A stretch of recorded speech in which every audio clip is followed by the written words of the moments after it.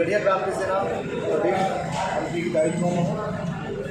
आज हम प्रदेश कार्यकारिणी की बैठक हुई जिमा जिला के कोर कमेटी और साथ में प्रदेश पदाधिकारी के बीच में सारगर्भिक चर्चा हुई जिमा हसदेव अरण्य के मामला, तुईगोंदी के मामला, एकर अलावा जो हमारे अवैया दूसरा चरण है बूढ़ा देव यात्रा, पहला चरण के यात्रा हमारे संपन्न हो चुके हैं। दूसरा चरण की यात्रा के संबंध में निर्णय लिए गई से आगामी समय में दूसरा चरण के यात्रा करवो।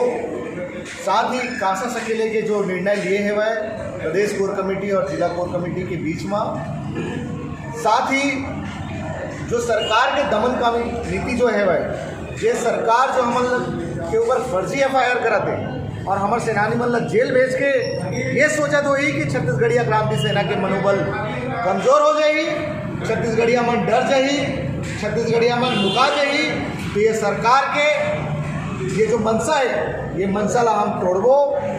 यही पाए कि आज हम प्रदेश कोर कमेटी के बैठक करे हैं और सरकार के जो गलत नीति है और जो फर्जी FIR है ओकर हम विरोध करते हैं। साथ ही भैया 2023 के चुनाव में हम लोकतांत्रिक तरीके से जवाब भी देवो, ये बात आज हम कर ले हैं। साथ ही आप देखे मिली कि सोशल मीडिया में एक नवा एक पत्रिका आए हुआ है, काबर हम वो पत्रिका देखे नहीं रहे। नवा पत्रिका है वो पत्रिका में हमारे खिलाफ जो है ऐसे दूसरी मानसिकता फैला जाते कि छत्तीसगढ़िया मन जो अपन हक अधिकार के बात करते, जब छत्तीसगढ़िया के बात करते तो हमला वामपंथी और हमला नक्सली घोषित करते भाई।